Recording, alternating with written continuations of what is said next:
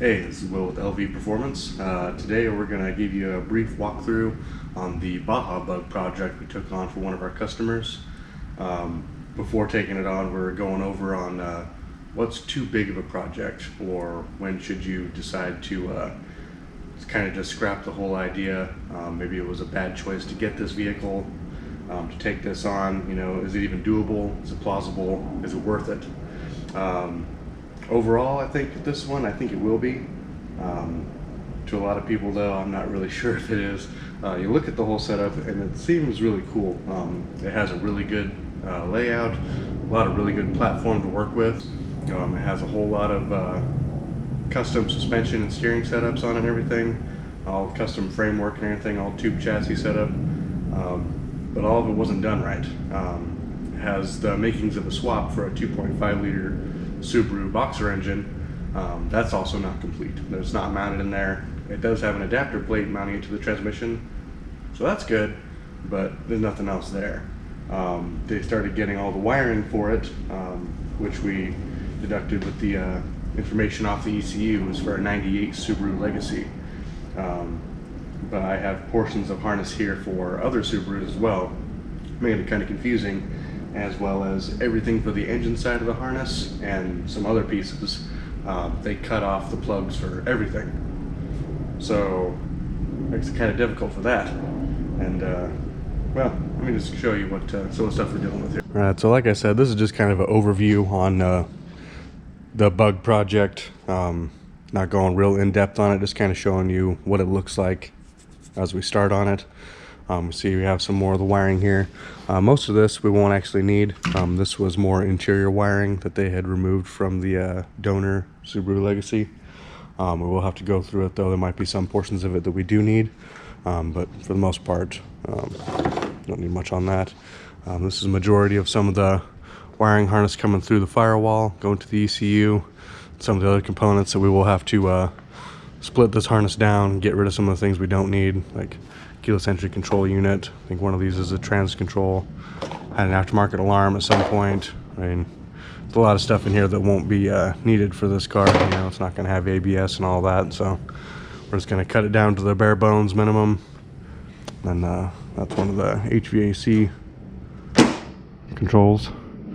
So a lot of this stuff won't actually be going into this car. It's a lot of work cutting all this down and going through and seeing what you do need, what you have to keep, what you can remove. So you see a couple of the fuse boxes and everything. You know, this thing doesn't have any of the door hardware, none of the window stuff at all. We're not sure we're going to go on that, if we're going to put full windows back in it or do Lexan ones or no side windows. We'll have to do something for a door latch. So we'll I think we have another parts car we'll probably get some of that from. And then, as previously stated on some of the stuff being incorrect on this, so see the steering wheel here, we turn to the right a little bit, turn to the right, and it turns left. Turn to the left, and it turns right. And we mounted the tie rods to the wrong side of the knuckle, so that has to be redone. Well, the brake lines are, these one's a little bit too long and we need to change the whole placement on them. Overall, I think when they're working on it, they're trying to go in too many different directions while doing it instead of working on one category and moving on. So stuff happens when you're trying to totally fabricate something, so can't really fault them on that, but I think that's also why they decided to sell this. And then our buddy picked it up and well, here it is. Let's see, there is some decent work done to this. Obviously needs a lot to finish, but some of the suspension stuff looks pretty cool. I don't know how strong it's going to be. It's pretty cool looking. Definitely gotta go through and redo some of the stuff, some of the holes in the chassis and everything. The spring here hits against the body if you try to flex the car at all. So that's all stuff. I mean, you're fabricating things, you know, some growing pains. So that's all doable. I have a cool little fuel tank or fuel cell. Looks like they mounted a fuel pump in there already. We'll have to see if it's actually rated for pressure for fuel injection or not. And then some stuff I got to figure out still. It is a manual transmission, but they have an automatic shifter in this thing. I'm not real familiar with Volkswagen stuff. This one does have a Volkswagen bus transmission, but it's supposed to still be able to list on it. And this transmission shifter only goes forward and back, and it doesn't really try to engage any of it. It's supposed to have side-to-side movement.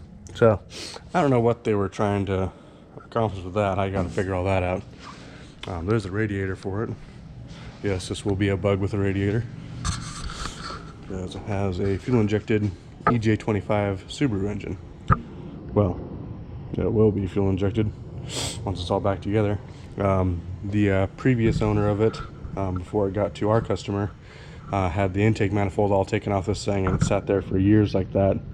Had the intake manifold off, I'm assuming, because he was trying to get to some of the wiring stuff that was under here, so we can get in there and make sure that he cut off every single connector he could find. Not entirely sure why he wanted to do that when he had the entire swap harness with the engine, but he made sure to cut off every single pigtail he could.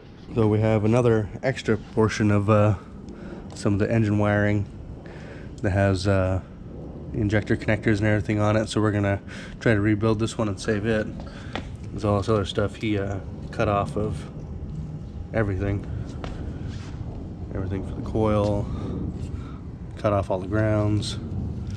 I mean, there's not hardly any piece of the underhood portion of this wiring that he didn't cut up.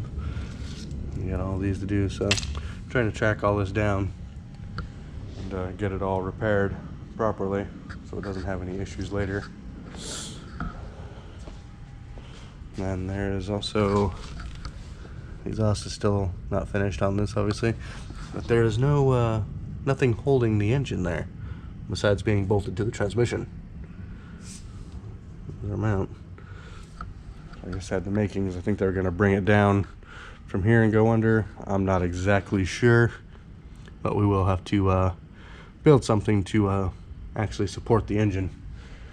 This one, we did get it all cleaned out all the ports and everything, sprayed some cleaner down in there to lube up everything. We got it turned over, and by hand anyways, it does feel like it has pretty good compression and it all turns over properly, so that's good. At least there's somewhat of a start there. So we're going to get this the rest of the way cleaned up, get this wiring fixed, get the intake manifold back on, start working from there.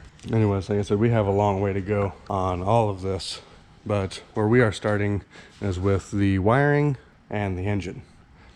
Once we get this one to actually run, we know what we have to do with that portion of it if there's any other damage done to it. You know, start in one category and work our way forward. And then we can figure out what's going on with this transmission setup and issue of the shifter, find the correct setup, then on to fixing the steering and doing all the brakes. They ran brake lines for most of it seems, but it needs some refinement, so we'll have to go through all that and see. Yeah, anyways, that's the intro for this one anyways. Anyways, we will see how this goes, so keep watching for the updates on it, and as we make progress, we'll show you what this turns out to be.